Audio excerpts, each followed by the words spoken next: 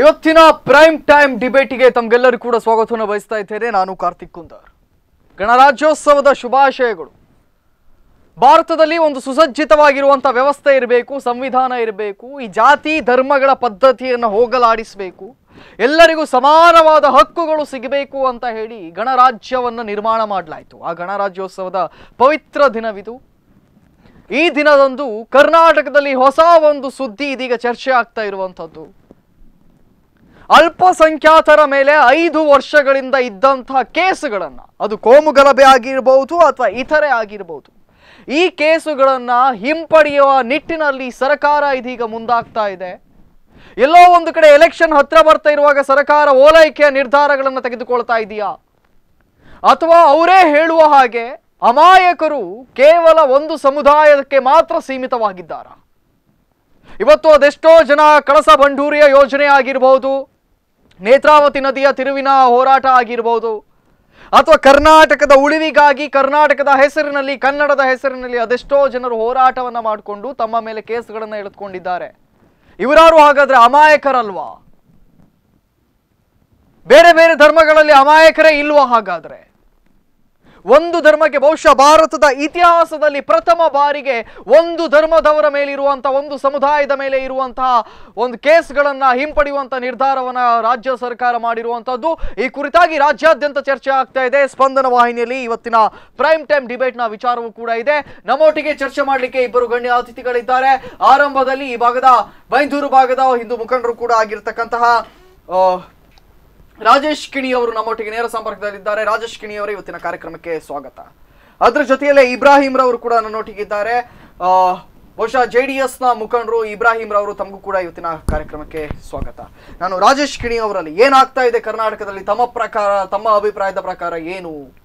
ಬಹುಶಃ ಬೈಂದೂರು ಭಾಗದಲ್ಲಿ ಕೂಡ ಅದೆಷ್ಟೋ ಜನರು ಕೇಸ್ ಗೀಸು ಅಂತ ಒದ್ದಾಡ್ತಾ ಇದ್ದಾರೆ. ಅಂಡ್ ಫಸ್ಟ್ ಆಫ್ ಆಲ್, ಕರಾವಳಿಯಲ್ಲಿ ಈಗ ಇರುವಂತದ್ದು ಕೋಮುಗಲಭೆ. ಎಷ್ಟರ ಮಟ್ಟಿಗೆ ಕರಾವಳಿಯಲ್ಲಿ ಕೋಮುಗಲಭೆ ಅನ್ನುವಂಥದ್ದು ತಾಂಡವಾಡ್ತಾ ಇದೆ ಅನ್ನುವಂಥದ್ದು ಎಲ್ಲರಿಗೂ ಕೂಡ ಗೊತ್ತಿದೆ. ಇಂತಹ ಸಂದರ್ಭದಲ್ಲಿ ಒಂದು ಸಮುದಾಯದ ಮೇಲಿರುವಂತಹ ಅಥವಾ ಅಲ್ಪಸಂಖ್ಯಾತರ ಮೇಲಿರುವಂತಹ ಕೇಸುಗಳನ್ನು ಹಿಂಪಡೆಯುವಂಥದ್ದು ಎಷ್ಟರ ಮಟ್ಟಿಗೆ ಸರಿ? ತಮ್ಮ ಅಭಿಪ್ರಾಯ. ಅಲ್ಪಸಂಖ್ಯಾತರು ಯಾರು ಅಲ್ಪಸಂಖ್ಯಾತರು?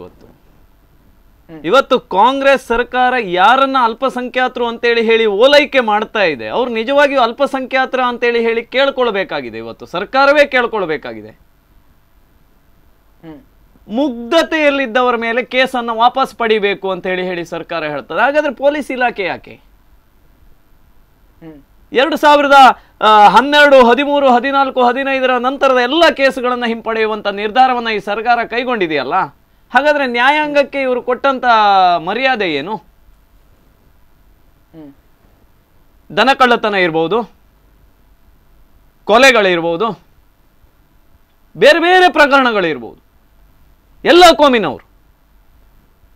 ಇವರು ಕೇವಲವಾಗಿ ಒಂದು ಕೋಮುವನ್ನ ಇಟ್ಟುಕೊಂಡು ಒಂದು ಅಲ್ಪಸಂಖ್ಯಾತರು ಅಂತ ಹೇಳಿದ್ದಾರೆ. ಅದರಲ್ಲಿ ಎಲ್ಲ ಕೋಮುಗಳು ಕೂಡ ಬರ್ತದೆ. ಕ್ರಿಶ್ಚಿಯನ್ ಆಗಿರ್ಬೋದು, ಅಥವಾ ಮುಸಲ್ಮಾನರಾಗಿರ್ಬೋದು, ಜೈನರಾಗಿರ್ಬೋದು. ಹಿಂದೂಗಳು ಬರುವುದಿಲ್ಲ ಅಲ್ಲ? ಹಿಂದೂಗಳ ಮೇಲೂ ಕೇಸ್ ಇದೆ ಅಲ್ಲ ಸ್ವಾಮಿ, ಅದನ್ನ ಯಾಕೆ ವಾಪಸ್ ಪಡೆಯುವುದಿಲ್ಲ? ಅಲ್ಲ, ನನ್ನ ಪ್ರಕಾರ ಹೇಳುವುದಾದ್ರೆ ಹಿಂದೂಗಳು ಮುಸಲ್ಮಾನರು ಅಂತಲ್ಲ, ಕೇಸ್ಗಳನ್ನ ಹಿಂಪಡೆಯುವುದು ತಪ್ಪು. ಅಮಾಯಕರು ಅಥವಾ ಮುಗ್ಧರು ಅಂತ ತೀರ್ಮಾನ ಮಾಡ್ಲಿಕ್ಕೆ ಸರ್ಕಾರ ಯಾರು ಕೂಡ ಅಲ್ಲ. ನ್ಯಾಯಾಂಗ ಅನ್ನುವಂಥದ್ದಿದೆ ಭಾರತದಲ್ಲಿ. ಆ ನ್ಯಾಯಾಂಗ ತೀರ್ಮಾನ ಮಾಡಬೇಕು ಅಂತ ಹೇಳಿ ನಾನು ತಮ್ಮಲ್ಲಿ, ತಾವೇನು ಹೇಳ್ತೀರಿ? ಇವತ್ತು ತಾವು ಕೂಡ ಓರ್ವ ಮುಸಲ್ಮಾನರೇ, ತಮ್ಮ ಭಾಗದಲ್ಲಿ ಮುಸಲ್ಮಾನರಾಗಿಯೇ ತಾವು ಗುರುತಿಸಿಕೊಂಡಿದ್ದೀರಿ. ಈ ಒಂದು ಕಾನೂನಿನ ಬಗ್ಗೆ ತಮ್ಮ ಅಭಿಪ್ರಾಯ ಏನು ಬೇಕಾಗಿತ್ತು ಸರ್? ಇವತ್ತಿನ ರಾಜ್ಯ ಸರ್ಕಾರ ಅಲ್ಪಸಂಖ್ಯಾತರ ಓಲೈಕೆಗಾಗಿ ಈ ಒಂದು ಅಲ್ಪಸಂಖ್ಯಾತರ ಕೇಸನ್ನು ಹಿಂಪಡಿತಾ ಇದ್ದೆ. ಅದು ಅಕ್ಷಮ್ಯ ಅಪರಾಧ. ಯಾಕೆಂದರೆ ಸಂವಿಧಾನ ಇದೆ, ಪೊಲೀಸ್ ಅಧಿಕಾರಿಗಳಿದ್ದಾರೆ. ಒಂದು ವೇಳೆ ಇವರು ಅಲ್ಪಸಂಖ್ಯಾತರನ್ನು ಅಷ್ಟೊಂದು ಓಲೈಕೆ ಮಾಡೋದಾದರೆ ಇವರು ಯಾಕೆ ಸರ್ಕಾರ ಬಂದಾಗ ಇವರು ಅವರ ಕೇಸನ್ನು ಹಿಂಪಡೆಯಲಿಲ್ಲ? ಇವಾಗ ಇಲೆಕ್ಷನ್ ಬರಲಿಕ್ಕೆ 4 ತಿಂಗಳು ಇರುವಾಗ ಇಂಥದೊಂದು ಕೇಸ್ ತೆಗೆದು ಅಲ್ಪಸಂಖ್ಯಾತರನ್ನು ಇವರು ಓಲೈಕೆ ಮಾಡ್ತಾ ಇದ್ದಾರೆ. ಮತ್ತು ರೈತಪರ ಹೋರಾಟಗಾರಿದ್ದಾರೆ, ಕಾವೇರಿ ಹೋರಾಟಗಾರಿದ್ದಾರೆ, ಕರ್ನಾಟಕ ರಕ್ಷಣಾ ವೇದಿಕೆ ಹೋರಾಟಗಾರರಿದ್ದಾರೆ, ಮತ್ತು ಇನ್ನೂ ಹಲವು ಸಂಘಟನೆಗಳು, ಹಿಂದೂ ಪರ ಸಂಘಟನೆಗಳಾಗಿರ್ಬೋದು, ಅರಿಯದೆ ಮಾಡಿರುವಂಥ ತಪ್ಪುಗಳಿದೆ. ಅದನ್ನು ಕೂಡ ಇವರು ಯಾಕೆ ಹಿಂದೆ ತೆಗೆಯುವುದಿಲ್ಲ ನಮ್ಮ ಸರ್ಕಾರ? ಸೊ ಈ ರೀತಿ ಮಾಡುವಂತ ಸರಿಯಲ್ಲ ಅಂತ ತಾವು ಹೇಳ್ತಾ ಇದ್ದೀರಿ. ಆ ಪತ್ರದಲ್ಲಿ ಬಹುಶಃ ಏನೇನಿದೆ ಅಂತ ಹೇಳುವುದಾದ್ರೆ ವಿಷಯ ಅನ್ನುವುದರಲ್ಲಿ ಅದರಲ್ಲಿ ಕೂಡ ಫಸ್ಟ್ ಆಫ್ ಆಲ್ ಅವರು ನಮೂದಿಸಿದ್ದಾರೆ, ಅತ್ಯಂತ ಜರೂರಾಗಿರುವಂತ ಎಲ್ಲ ಪೊಲೀಸ್ ಆಯುಕ್ತರು, ಪೊಲೀಸ್ ಅಧೀಕ್ಷಕರು ಕೂಡ ಗಮನವನ್ನ ತೆಗೆದುಕೊಂಡು ಈ ಮಾಹಿತಿಯನ್ನು ಸರ್ಕಾರಕ್ಕೆ ರವಾನಿಸಬೇಕು ಅಂತೇಳಿ ಈ ಪತ್ರ ಇದೀಗ ಬಯಲಾಗಿರುವಂತದ್ದು. ಆ ವಿಷಯದಲ್ಲಿ ಪ್ರಕಟವಾಗಿ ಅವರು ತಿಳಿಸ್ತಾರೆ, ಕೋಮು ಗಲಭೆ ಮತ್ತು ಇತರೆ ಪ್ರಕರಣಗಳಲ್ಲಿ ಮುಗ್ಧ ಅಲ್ಪಸಂಖ್ಯಾತರ ಸಮುದಾಯದವರ ವಿರುದ್ಧ ದಾಖಲಾಗಿರುವ ಪ್ರಕರಣಗಳನ್ನ ಅಭಿಯೋಜನೆಯಿಂದ ಹಿಂಪಡೆಯುವ ಬಗ್ಗೆ ಮುಕ್ತರು ಅಂತ ತೀರ್ಮಾನವನ್ನ ಮಾಡಲಿಕ್ಕೆ ಸರ್ಕಾರ ಯಾರು?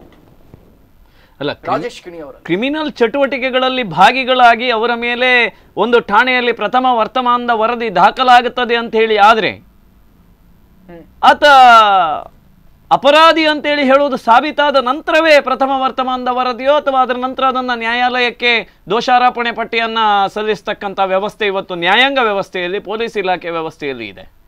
ಅದನ್ನ ಪರಿಗಣನೆ ಮಾಡದೆ ನೇರವಾಗಿ ಇವತ್ತು ನ್ಯಾಯಾಂಗವನ್ನ ತಮ್ಮ ಹಿಡಿತಕ್ಕೆ ತೆಗೆದುಕೊಳ್ಳುವಂತಹದ್ದು ಅಥವಾ ಪೊಲೀಸ್ ಇಲಾಖೆಗೆ ನೇರವಾದಂಥ ನಿರ್ದೇಶನವನ್ನ ಮಾಡುವಂತಹದ್ದು ಸರ್ಕಾರ.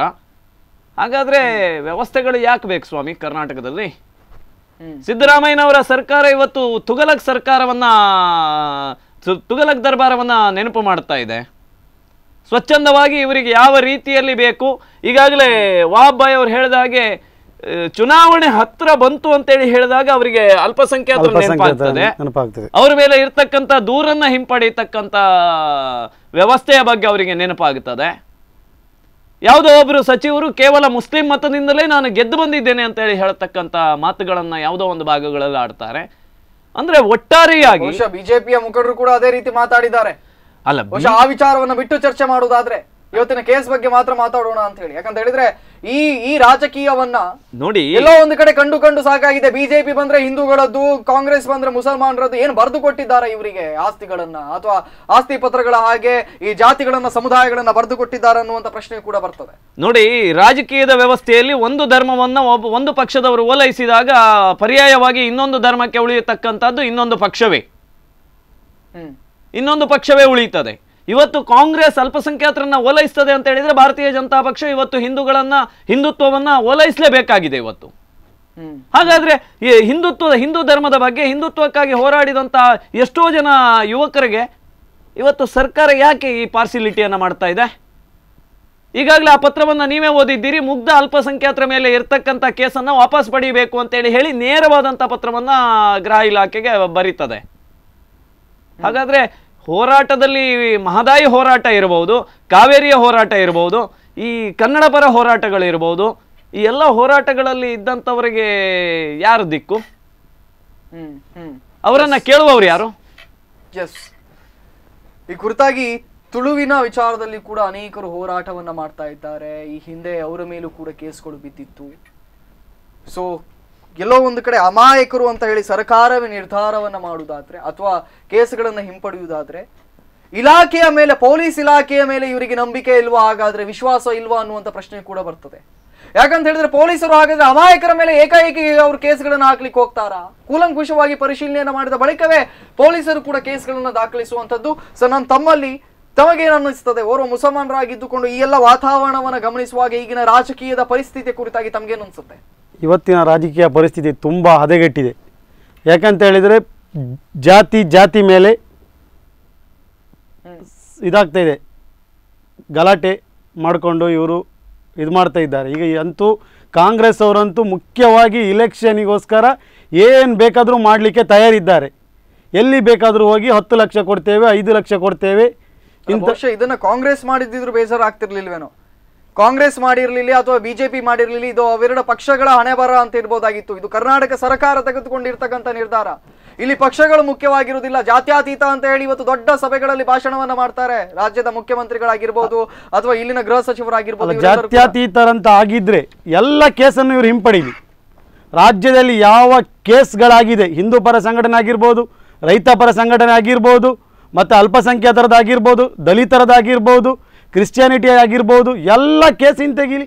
ಕೇಸನ್ನ ಹಿಂಪಡೆಯುವುದಕ್ಕೆ ಸಾಧ್ಯ ಇಲ್ಲ. ಯಾಕೆ ಅಂತ ಹೇಳಿದ್ರೆ, ಹಾಗಾದ್ರೆ ಕೇಸನ್ನು ನೊಂದವರಿಗೆ ಯಾರು ಧ್ವನಿ ಸ್ವಾಮಿ? ಹಾಗಾದ್ರೆ ಯಾಕೆ ನ್ಯಾಯಾಲಯ ಯಾಕೆ ಬೇಕು? ನ್ಯಾಯ ಎಲ್ಲಿದೆ, ಎಲ್ಲಿ ಸಿಗ್ತಾ ಇದೆ? ಏನಾದ್ರೂ ಪ್ರಕರಣಗಳಾದಾಗ ಸಿದ್ದರಾಮಯ್ಯನವ್ರ ಹತ್ರ ಅಥವಾ ಈ ಕಾಂಗ್ರೆಸ್ ಸರ್ಕಾರದಲ್ಲಿ ಹೋಗಿ ಕುಳಿತುಕೊಂಡು ಕೇಳಲಿಕ್ಕಾಗ್ತದ ಒಬ್ಬ ಬಡವನಿಗೆ? ನ್ಯಾಯಾಲಯದಲ್ಲಿ ದಾಖಲಾದ ಕೇಸ್ಗಳನ್ನೆಲ್ಲ ನೀವು ಹಿಂಪಡೀತೀರಿ ಅಂತೇಳಿ ಆದ್ರೆ, ಒಂದು ಕಳ್ಳತನದ ಪ್ರಕರಣ ಇರಬಹುದು ಅಥವಾ ಬೇರೆ ಯಾವುದೋ ಒಂದು ದರೋಡೆಯ ಪ್ರಕರಣಗಳಿರ್ಬೋದು, ಎಲ್ಲ ಅಪರಾಧಿಗಳನ್ನ ನೀವು ಬಿಡ್ತಾ ಹೋದ್ರೆ, ಕೇಸ್ಗಳನ್ನ ಹಿಂಪಡೆಯುತ್ತಾ ಬಂದ್ರೆ, ನೊಂದವನಿಗೆ ನ್ಯಾಯ ಎಲ್ಲಿದೆ ಸ್ವಾಮಿ? ಯಾಕೆ ನಾವು ನಮಗೆ ನೋವಾಗಿದೆ, ನಮಗೆ ಅನ್ಯಾಯ ಆಗಿದೆ ಅಂತ ನಾವು ಯಾಕೆ ದೂರನ್ನು ದಾಖಲಿಸಬೇಕು? ತಟಸ್ಥ ಆಗಿರ್ಬಹುದಲ್ಲ, ನ್ಯಾಯಾಲಯದ ಬಾಗಿಲುಗಳನ್ನು ಮುಚ್ಚಿ. ಸೊ ಯಾಕೆ ಕೇಸ್ಗಳನ್ನ ದಾಖಲಿಸಬೇಕು ಅಂತ ತಾವು ಕೇಳ್ತಾ ಇದ್ದೀವಿ. ಅಲ್ಲ, ದಾಖಲಿಸಿದ ಕೇಸ್ಗಳನ್ನ ವಾಪಸ್ ಪಡೆಯುವುದೇ ಆದ್ರೆ ಹಾಗಾದ್ರೆ ಅದಕ್ಕೆ ಏನು ಅರ್ಥ ಉಳಿದಿದೆ? ಅಲ್ಲ, ಎಲ್ಲೋ ಒಂದು ಕಡೆ ರಾಜ್ಯ ಸರ್ಕಾರ ಹಿಂದಿನಿಂದಲೂ ಕೂಡ ನಮ್ದು ಅಹಿಂದ ಸರ್ಕಾರ ಅಂತವೇ ಹೇಳ್ಕೊಂಡು ಬಂತು, ಅಥವಾ ಅಲ್ಪಸಂಖ್ಯಾತರಿಗೆ ಅನೇಕ ರೀತಿಯಾಗಿರ್ತಕ್ಕಂತಹ ಲಾಭಗಳನ್ನ ಅಥವಾ ಭಾಗ್ಯಗಳನ್ನ ಸರ್ಕಾರ ಬಿಡುಗಡೆ ಮಾಡಿತ್ತು. ಬಹುಶಃ ಇದು ಕೂಡ ಅಲ್ಪಸಂಖ್ಯಾತರನ್ನ ಮೇಲ್ದರ್ಜೆಗೆ ತೆಗೆದುಕೊಂಡು ಹೋಗ್ಲಿಕ್ಕೆ ತೆಗೆದುಕೊಂಡಂತ ನಿರ್ಧಾರ ಅಂತ ತಮ್ಗನ್ಸತ್ತ? ಅವರು ಮಾಡಿರುವಂಥ ಯಾವ ಭಾಗ್ಯನೂ ಇವತ್ತು ಸರಿಯಾಗಿ ಜನರಿಗೆ ತಲುಪ್ತಾ ಇಲ್ಲ. ಅವರು ಶಾದಿ ಭಾಗ್ಯ ಕೊಟ್ಟಿರ್ಬೋದು, ಇನ್ನಿತರ ಉಳಿತ ಯಾವ ಕಾರ್ಯಕ್ರಮ ಕೊಟ್ಟಿದ್ದು ಅದರಲ್ಲಿ 80% ಜನರಿಗೆ ತಲುಪುವುದಿಲ್ಲ. ಸ್ವಚ್ಛಂದ ಆಡಳಿತ ನಮ್ಮ ರಾಜ್ಯ ಸರ್ಕಾರ ಕೊಡ್ತೇ ಇಲ್ಲ. ಹೋದಲ್ಲಿ ಸಿದ್ದರಾಮಯ್ಯ ತುಂಬ ಬಡಾಯಿ ಕೊಚ್ಕೊಳ್ತಾ ಇದ್ದಾರೆ. ನಾವು ಹಾಗೆ ಮಾಡಿದ್ದೇವೆ, ನಾವು ಅಲ್ಪಸಂಖ್ಯಾತರ ಪರವಾಗಿದ್ದೇವೆ, ನಾವು ಕುರುಬರ ಪರವಾಗಿದ್ದೇವೆ, ನಾವು ದಲಿತರ ಪರವಾಗಿದ್ದೇವೆ. ಖಂಡಿತವಾಗಿಯೂ ಕಾಂಗ್ರೆಸ್ ಸರ್ಕಾರ ಓಲೈಕೆ ರಾಜಕಾರಣ ಮಾಡ್ತಾ ಇದೆ. ಇವಾಗ ಏಕಾಏಕಿ 4 ತಿಂಗಳಿರುವಾಗ ಇಂಥ ಒಂದು ಇದು ತರುವುದು ಅವರಿಗೆ ಶೋಭೆ ತರುವಂಥದ್ದಲ್ಲ. ಇವರು ಮಾಡೋದಿದ್ದರೆ ಅವತ್ತು ಸರ್ಕಾರ ಬಂದಾಗನೇ ಯಾರ್ಯಾರ ಕೇಸುಂಟು ಅದು ನೋಡಿ ತೆಗಿಬೇಕೋ ಬೇಡೋ ಅನ್ನೋದೊಂದು ತೀರ್ಮಾನ ತೆಗೆದುಕೊಂಡು ಗೃಹ ಸಚಿವರಿದ್ದಿದ್ದರು, ಮತ್ತು ಪೊಲೀಸ್ ಕಮಿಷನರ್ಗಳಿದ್ದಿದ್ದರು, DIGಗಳಿದ್ದಿದ್ದರು, ಅವ್ರನ್ನ ಕರೆದು ಆಯಾಯ ಜಿಲ್ಲೆಯಲ್ಲಿ DC ಗಳಿದ್ದಿದ್ದರು, ಎಲ್ಲರನ್ನು ಕರೆದು ಇದು ಯಾವ ಒಂದು ಕಾರಣಕ್ಕಾಗಿ ಆಗಿದೆ, ಇದು ತಪ್ಪು ಯಾವ ಕಡೆಯಿಂದ ಇದೆ, ಹಿಂದೂ ಸಂಘಟನೆ ಕಡೆಯಿಂದ ಇದೆಯಾ ಇಲ್ಲ ಅಲ್ಪಸಂಖ್ಯಾತರ ಕಡೆಯಿಂದ ಇದೆಯಾ ಅಂತೇಳಿ ಒಂದು ಇದು ನೋಡಿ ಅವರು ಆ ಕೇಸ್ಗಳನ್ನು ಹಿಂದೆ ತೆಗಿಬೋದಿತ್ತು. ಏಕಾಏಕಿ ಒಂದು ತೀರ್ಮಾನ ಅವರು ಕೊಡ್ತಾ ಇರೋದು ಒಂದು ಇದಲ್ಲ, ತಪ್ಪು ಅಂತ ತಾವು ಹೇಳ್ತಾ ಇದ್ದೀರಿ. ಸರ್ಕಾರ ತೆಗೆದುಕೊಂಡು ಬಂದಂತ ಯೋಜನೆಗಳ ಬಗ್ಗೆ ಅಥವಾ ಈ ಸರ್ಕಾರ ನಡೆದುಕೊಳ್ಳುವಂತ ರೀತಿಯ ಬಗ್ಗೆ ನಾನು ಇಡೀ ಮುಸ್ಲಿಂ ಸಮುದಾಯವನ್ನ ನಾನು ದೂರ್ಲಿಕ್ಕೆ ಹೋಗುವುದಿಲ್ಲ. ಆದ್ರೆ ಈ ಸರ್ಕಾರ ಯಾವುದೋ ಒಂದು ಮುಸ್ಲಿಂ ಸಮುದಾಯದ ಕೆಲವಷ್ಟು ಯುವಕರು ಎಲ್ಲೋ ಒಂದು ಕಡೆಗಳಲ್ಲಿ ಅನ್ಯಾಯಕ್ಕೆ ಒಳಗಾದಂತಹ ಕುಟುಂಬವನ್ನ ಹೊರತುಪಡಿಸಿ ಬೇರೆ ರಾಜಕೀಯವನ್ನೇ ಬೆಳೆಸಿಕೊಳ್ಳುವುದಕ್ಕಾಗಿ ಪ್ರಕರಣಗಳಲ್ಲಿ ಸಿಲುಕಿದಂತಹ ವ್ಯಕ್ತಿಗಳಿಗೆ 10 ಲಕ್ಷ ರೂಪಾಯಿಯ ಪರಿಹಾರವನ್ನ ಘೋಷಣೆ ಮಾಡಿದೆ ಈ ಸರ್ಕಾರ. 5 ಲಕ್ಷದ ಪರಿಹಾರವನ್ನ ಘೋಷಣೆ ಮಾಡಿದೆ. ಹಾಗಾದ್ರೆ ಬೇರೆ ಕುಟುಂಬಗಳು, ಬೇರೆ ವರ್ಗಗಳು, ಬೇರೆ ಜಾತಿಗಳು ಅನ್ಯಾಯಕ್ಕೆ ಒಳಗಾಗಿದೆ ಅಲ್ಲ ಸ್ವಾಮಿ, ಅವರಿಗೆ ಪರಿಹಾರವನ್ನ ಕೊಡಬೇಕಾದವರು ನೀವೇ ಅಲ್ವಾ? ಸರ್ಕಾರ ಅಂತೇಳಿ ಹೇಳುವಂತಹದ್ದು ಯಾವುದೇ ಪಕ್ಷದ್ದಿರ್ಲಿ, ನೀವು ಹೇಳಿದಾಗೆ ಕಾಂಗ್ರೆಸ್ ಅನ್ನುವಂಥದ್ದು ಬೇಡ, ಯಾವುದೇ ಪಕ್ಷದ್ದಿರ್ಲಿ, ಸರ್ಕಾರ ಅಂತೇಳಿ ಹೇಳುವಂತಹದ್ದು ಒಂದು ರಾಜನಿದ್ದ ಹಾಗೆ. ಎಲ್ಲ ಪ್ರಜೆಗಳು ಒಂದೇ, ಅಲ್ಲಿ ಧರ್ಮ ಜಾತಿ ವಿಚಾರಗಳು ಬರುವುದಿಲ್ಲ. ಸರ್ವರಿಗೂ ಸಮಪಾಲು, ಸರ್ವರಿಗೂ ಸಮಬಾಳು, ಸರ್ವರನ್ನ ಒಂದೇ ದೃಷ್ಟಿಯಿಂದ ನೋಡಬೇಕಾದಂತಹದ್ದು ಸರ್ಕಾರದ ಧರ್ಮ. ಇದು ಯಾಕೆ ಈ ಪಾರ್ಸಿಲಿಟಿಯನ್ನ ಮಾಡ್ತಾ ಇದೆ? ಯಾಕೆ ಜಾತಿಗಳ ಮಧ್ಯೆ ತಂದಿಡ್ತಾ ಇದ್ದಾರೆ? ಯಾಕೆ ಜಾತಿಗಳ ಮಧ್ಯೆ ತಂದಿಡ್ತಿದ್ದಾರೆ ಅನ್ನುವಂಥ ತಮ್ಮ ಮಾತು. ಸೊ ಎಲ್ಲೋ ಒಂದು ಕಡೆ ಈ ಒಂದು ಪ್ರಶ್ನೆ ಕೂಡ ಬರ್ತಾ ಇದೆ, ಜಾತಿಗಳ ನಡುವೆ ಸರ್ಕಾರವೇ ಇಂತಹ ಗಲಾಟೆಗಳನ್ನ ಎಬ್ಬಿಸ್ತಾ ಇದೆಯಾ? ಯಾಕಂತ ಹೇಳಿದ್ರೆ ಇಂತಹ ನಿರ್ಧಾರಗಳಿಂದಾಗಿ ಬಹುಶಃ ಆಬ್ವಿಯಸ್ಲಿ ಗಲಾಟೆಗಳು ಉದ್ಭವಗೊಳ್ಳುವಂತ ಸಾಧ್ಯತೆಗಳಿರ್ತವೆ. ಸೊ ನಾವು ವಿನಂತಿಯನ್ನ ಮಾಡಿಕೊಳ್ತೇವೆ, ಯಾವುದೇ ರೀತಿಯಾಗಿರ್ತಕ್ಕಂಥ ಗಲಾಟೆಗಳು ಅಥವಾ ಯಾವುದೇ ರೀತಿಯಾಗಿರ್ತಕ್ಕಂಥ ಗಲಭೆಗಳು ಈ ವಿಚಾರವನ್ನು ಇಟ್ಟುಕೊಂಡು ಆಗದೆ ಇರಲಿ ಅಂತ ಹೇಳಿ. ಅದರ ಜೊತೆಯಲ್ಲೇ ಅಪರಾಧಿಗಳು ನ್ಯಾಯಾಲಯದಿಂದ ಹೊರಗೆ ಕೂಡ ಬರಬಾರ್ದು, ಅವರ ಮೇಲಿರುವಂತಹ ಏನು ಕೇಸ್ಗಳೇನು ದಾಖಲಾಗಿವೆ ಇದನ್ನು ಕೂಡ ಹಿಂಪಡಿಬಾರ್ದು ಅನ್ನುವಂತಹ ನಿರ್ಧಾರವೂ ಕೂಡ ಅಥವಾ ಇಂತಹ ಒಂದು ತೀರ್ಮಾನಗಳನ್ನು ಕೂಡ ಸರ್ಕಾರ ತೆಗೆದುಕೊಳ್ಬೇಕು ಅಂತವೂ ಕೂಡ ಕೇಳಲಾಗ್ತಾ ಇದೆ. ಸೊ ಒಟ್ಟಾರೆಯಾಗಿ ಒಂದು ಪುಟ್ಟ ವಿರಾಮವನ್ನು ತೆಗೆದುಕೊಳ್ತೇವೆ. ವಿರಾಮಕ್ಕೆ ಮೊದಲಿಗೆ ಹೇಳುವುದಾದ್ರೆ, ಈ ಎಲ್ಲ ಕೇಸ್ಗಳು ಏನು ದಾಖಲಾಗಿವೆ, ಈ ಕೇಸ್ಗಳ ಹಿಂದಿನಲ್ಲಿ ಅದೆಷ್ಟೋ ನೊಂದ ಹೃದಯಗಳಿರ್ತವೆ. ಅಥವಾ ದಾಳಿಯನ್ನ ತನ್ನ ಮಗನಿಗೆ ಮಾಡಿಕೊಂಡಾಗ ಆ ತಾಯಿ ಇದೀಗ ನನ್ನ ಮಗನನ್ನ ಕೊಂದಾತ ಜೈಲಿನಿಂದ ಹೊರಗೆ ಬರ್ತಾನೆ ಅಥವಾ ಅವನ ಮೇಲಿರುವಂತ ಕೇಸ್ಗಳು ಖುಲಾಸೆ ಆಗ್ತದೆ ಅಂತ ಹೇಳಿದ್ರೆ ಆ ತಾಯಿಯ ಮನಸ್ಥಿತಿ ಯಾವ ರೀತಿ ಇರಬಹುದು, ಇವೆಲ್ಲವನ್ನ ಕೂಡ ಅರ್ಥ ಮಾಡ್ಕೊಳ್ಬೇಕಾಗ್ತದೆ. ಒಂದು ಪುಟ್ಟ ವಿರಾಮದ ಬಳಿಕ ಪ್ರೈಮ್ ಟೈಮ್ ಡಿಬೇಟ್ ಮುಂದುವರಿಯುತ್ತೆ.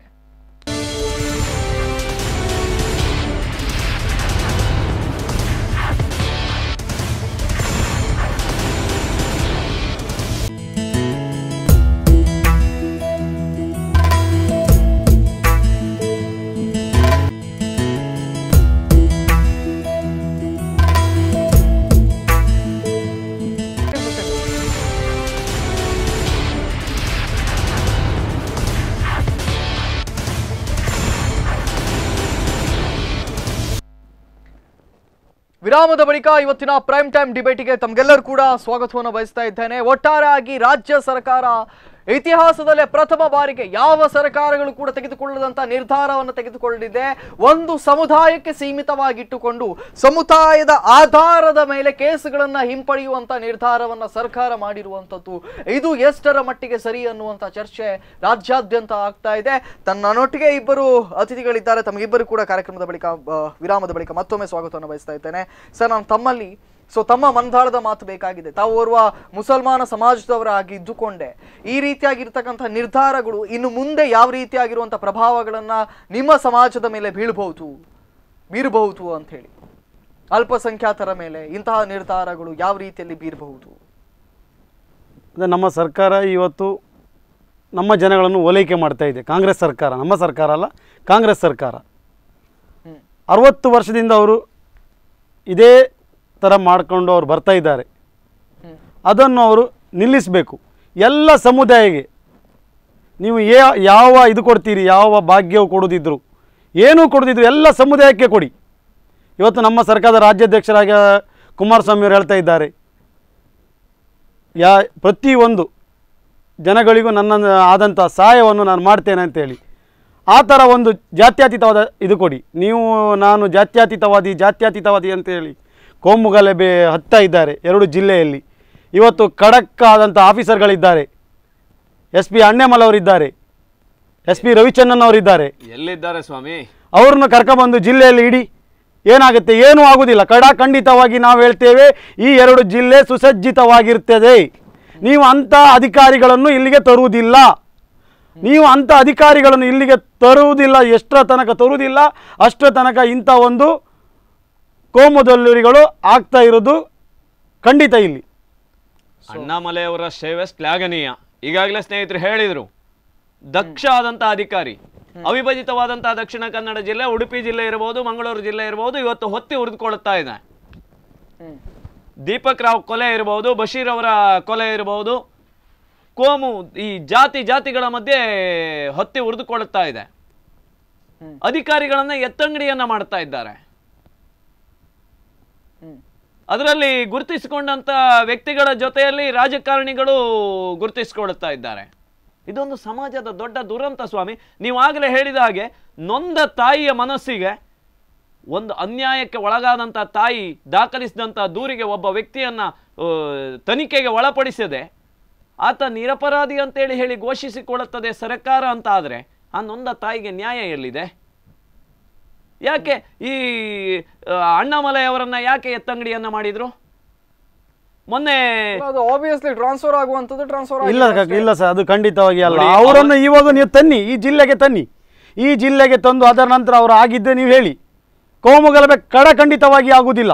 ಈಗಾಗಲೇ ಚಿಕ್ಕಮಗಳೂರಿನಲ್ಲಿ ಅಣ್ಣಾಮಲೈ ಅವರು ಸೇವೆಯನ್ನ ಸಲ್ಲಿಸ್ತಾ ಇದ್ದಾರೆ. ಸೊ ನೀವೀಗ ಏನು ಹೇಳ್ತಾ ಇದ್ದೀರಾ? ಹಾಗಾದ್ರೆ ಮಂಗಳೂರಿನಲ್ಲಿ ಇರುವಂತಹ ಪೊಲೀಸ್ ಇಲಾಖೆ ಸರಿ ಇಲ್ಲ ಅಂತ ಹೇಳಿ? ಪೊಲೀಸ್ ಇಲಾಖೆ ಸರಿ ಇಲ್ಲ ಅಂತ ಹೇಳಿ ಅಲ್ಲ, ನೋಡಿ, ಪೊಲೀಸ್ ಇಲಾಖೆಯ ಕೈಯನ್ನ ಕಟ್ಟಿ ಹಾಕುವ ಪ್ರಯತ್ನ ಮಾಡ್ತಾ ಇದ್ದಾರೆ. ನಾನು ಹೇಳಿದಾಗೆ ನೀನು ಕೇಳುವುದಾದ್ರೆ ಆ ಸೀಟಲ್ಲಿ ನೀನು ಇರಬೇಕು. ಅಣ್ಣಾಮಲೈ ಅವರಿಗೆ ಬಹುಶಃ ಪೊಲೀಸ್ ಇಲಾಖೆಯನ್ನು ಕೂಡ ದೂರವಾಗಿಲ್ಲ. ಯಾಕಂತ ಹೇಳಿದ್ರೆ ದೀಪಕ್ ಕೊಲೆ ಆದಾಗ ಕೇವಲ 3 ಗಂಟೆಯ ಒಳಗಾಗಿ ಅವರನ್ನ ಹಿಡಿದು ತಂದದ್ದು ಇದೇ ಪೊಲೀಸ್ ಇಲಾಖೆ. ಅಷ್ಟರೊಳಗಡೆ ಎಲ್ಲಾ ರಾಜಕಾರಣಿಗಳಿಗೆ ಮಾಹಿತಿ ಹೋಗುವುದಕ್ಕಿಂತ ಮೊದಲೇ ಆ ಪ್ರಕರಣವನ್ನ ಭೇದಿಸಿದ್ದಾರೆ ಪೊಲೀಸ್. ಅದು ಅವರು ದೀಪಕ್ ಅವರ ಮಾಲಕರು ಆ ಗಾಡಿಯ ಮೆಸೇಜ್ ಕಳಿಸಿ ಅದು ಆದಂತ ಇದರಲ್ಲಿ ಅವರು ಸಿಕ್ಕಿದ್ದು. ಪ್ರತಿಯೊಬ್ಬರಿಗೂ ಸಮಾಜಕ್ಕೆ ಆ ಮಾಹಿತಿ ರವಾನೆ ಆಗಬೇಕಾದ್ರೆ ಮೊದಲೇ ಅವರ ಮಾಲಕರು ಅದನ್ನ ನೋಡಿ ಅವರು ದೂರವಾಣಿ ಮೂಲಕ ಅದನ್ನ ತಿಳಿಸಿದ್ರಿಂದ ಅದನ್ನ ಚೇಸ್ ಮಾಡಿ ಹಿಡಿದಿದ್ದಾರೆ. ಪೊಲೀಸ್ ಇಲಾಖೆ ಇವತ್ತು ರಾಜಕಾರಣಿಗಳು ತಟಸ್ಥರಾದರೆ ಪೊಲೀಸ್ ಇಲಾಖೆಗೆ ಸ್ವತಂತ್ರವಾದಂತಹ ಕೆಲಸವನ್ನ ಮಾಡುವುದಕ್ಕೆ ಅವಕಾಶ ಕೊಟ್ರೆ ಖಂಡಿತವಾಗಿ ಕರ್ನಾಟಕದಲ್ಲಿ ಸುಭದ್ರವಾದಂತಹ ಪೊಲೀಸ್ ವ್ಯವಸ್ಥೆ ಇದೆ. 100ಕ್ಕೆ ಪೊಲೀಸ್ ಇಲಾಖೆಗಳು ಇದೇ ರೀತಿಯಾಗಿ ತನಿಖೆಯನ್ನ ಮಾಡಬಹುದು, ಕೇಸ್ಗಳನ್ನ ದಾಖಲಿಸಬಹುದು. ರಾಜ್ಯ ಸರ್ಕಾರ ಬಂದು ಒಮ್ಮೆಲೆ ಕೇಸ್ಗಳನ್ನ ಹಿಂಪಡಿತಾರಲ್ಲ, ಆಗ ಏನ್ ಮಾಡಬಹುದು ಇಲಾಖೆಗಳು ಅಂತ ಹೇಳುವಂತ ಪ್ರಶ್ನೆ. ಖಂಡಿತವಾಗಿ ಇವತ್ತು ಅಧಿಕಾರಿಗಳನ್ನ ಗೌಪ್ಯವಾಗಿ ಒಂದೊಂದು ಸ್ಥಳಗಳಲ್ಲಿ ಕೂರಿಸಿಕೊಂಡು ಅವರಿಗೆ ಒಂದು ವ್ಯಕ್ತಿಗಳ ಬಗ್ಗೆ ಅಥವಾ ಒಂದು ಸಂಘಟನೆಯ ಬಗ್ಗೆ ಅಥವಾ ಒಂದು ಸಮಾಜದ ಬಗ್ಗೆ ಅವರ ಮೇಲೆ ನೇರವಾಗಿ ನೀವು ದಾಳಿಯನ್ನ ಮಾಡಬೇಕು, ಅವರ ಮೇಲೆ ದೂರನ್ನ ದಾಖಲಿಸಬೇಕು, ಅವರನ್ನು ನೀವು ಟಾರ್ಗೆಟ್ ಮಾಡಬೇಕು ಅಂತೇಳಿ ಹೇಳತಕ್ಕಂಥ ಈ ರಾಜಕಾರಣದ ಪ್ರವೃತ್ತಿ ಏನಿದೆ ಇದು ನಿಲ್ಲಬೇಕು.